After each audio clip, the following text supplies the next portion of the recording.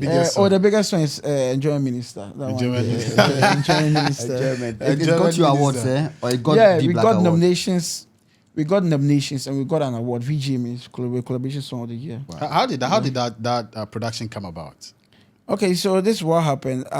During the COVID, me and he were back and forth. So I sent him a pack of beats, like 5 pack of beats before the COVID. So when he left to the USA. He was there. That's where the COVID. Prior to that, did you know? Were you guys, friends or something? No. Charlie, this thing was traitor. Okay. Traitor. Me, I just shoot my shot. I just shoot my So shot. But actually, I was a fan. Take us through how, like, so actually, this is what happened. I just went on Twitter. I was just tagging at Black Charlie. I'm a fan of your works. I hope we could work like in the future. That was it. Black. They talk plenty. Just come retweet my distance. Just kept the email there. Send me emails. That was it. And I started sending emails. So okay. started working on I was sending, and the emails I was sending wasn't work.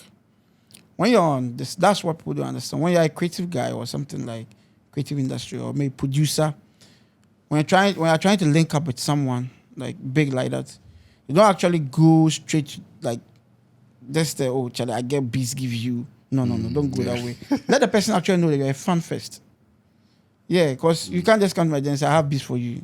So what? No. Yeah. Appreciate the person's work. That genuinely appreciate the person's work and let the person know you're a fan. That's how the relationship all starts. So that's how I took mine. And the relationship all started. The emails. I used to say, no. It was just emails. And it was like, Charlie, sometimes I would check the emails, sometimes I would check them. One time I just told that, Charlie, me too, I did into beat making, I did do production. He said, wow. Like, and emails, it takes like hours before the person replies.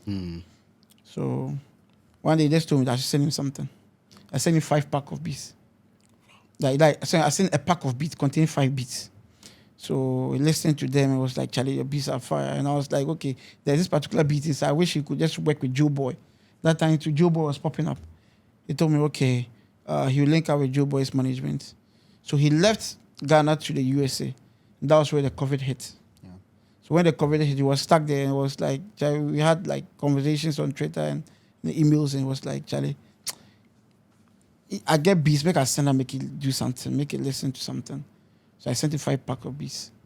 So a pack of beats containing 5 beats again. So in all 10. Charlie. But the first one, I don't talk anything. Okay. So the second pack containing 5 beats. No? So that was where the magic happened.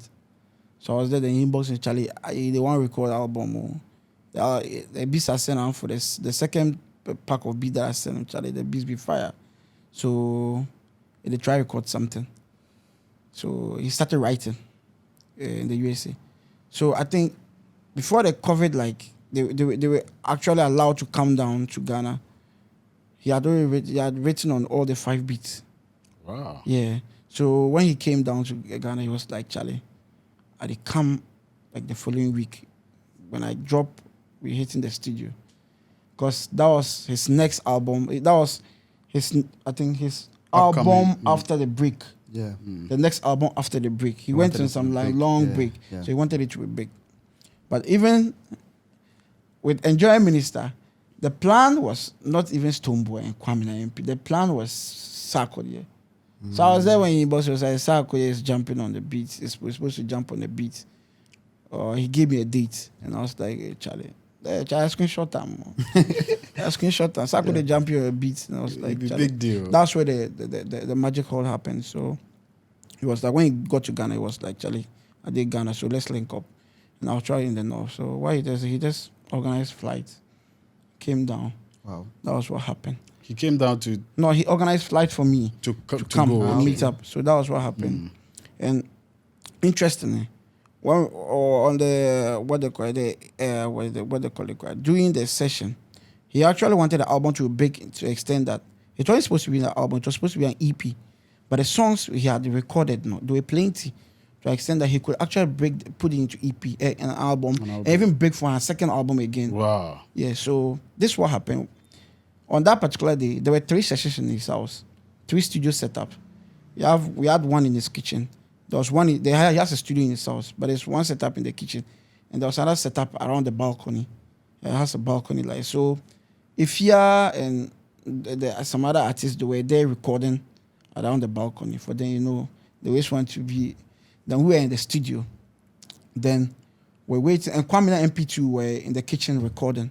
So like the way they position it, like you can actually we could actually record here, like there's some minimal setup here. So that's how they did it. So when this is what they call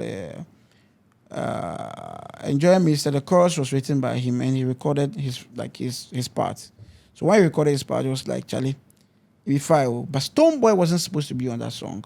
Stonebwoy came over to be on a different song. Okay. So when he came in and jumped into the studio, it was like started vibing to this. It was like Charlie, Charlie, if this song I want, then he started giving freestyle. Then big man should be like, okay, jump on. Your man give freestyle, and they say no, this man for jump onto the song. Then Stonebwoy jumped on it. So originally the song was now D Black and Stonebwoy. Then when Kwame MP was done with his recording in the kitchen, then that was where he was like, big man, I go, which I'm done. Then the chorus, he started vibing to the chorus. Then D Black told him, Charlie, me I write down. The way they do and say, you better pass the way I do. So why not just do it? So Kwame now fired the chorus and the hook. And that was it. Now, the finishing touches were done by D Black's kids. Because there are some kids response like in the song. So he actually made the kids here. He has like 2 girls and a guy and a boy. So the 2 girls did the response like recordings for the song. And that was how he came. Wow. The song blew up. So me, actually the kids side, I wasn't there again. I wasn't there. Because actually I took 2 weeks leave from my annual leave at work. To go do that job. To just go be around. Because sometimes if you did and see the connect, not actually being doing the work. Very important. Just the connect. That leads me to the next question. How was the vibe like? How was the energy like? Charlie, for them, they might recording me enjoyment too. Yeah. Wow. No. They might recording day like they do some hard job. Charlie, like they might record day, they might Charlie, everything day. Everything day. Even if they want something, they go bring out from outside, come the house there. And like they record, they like it's like I would like to say organic. It's like unplanned. Like most of their legs, it just did, then they come. They come naturally. They write. They have a session and then everything just. The session is like when they say, "I want to have a session where they say you go prepare your house, right, come. You come there, the way the beats go, the people around you, that way the things they come, the inspiration they come. So that's how they do them as songs. So that's why like D Black could just record like songs plenty. As a producer, what did that particular moment do for you? Charlie, it was to me, that was my first time. It was like a writing camp stuff. But that was my first time. I've never like been like in a building with plenty. Charlie, at some point, I never feel no room for you to make some mistakes or something. Because you are new and you're just trying to prove yourself in a way. Yeah. So that was what happened. Then it was actually big because I met Kwame MP, obviously. I met Stonebwoy.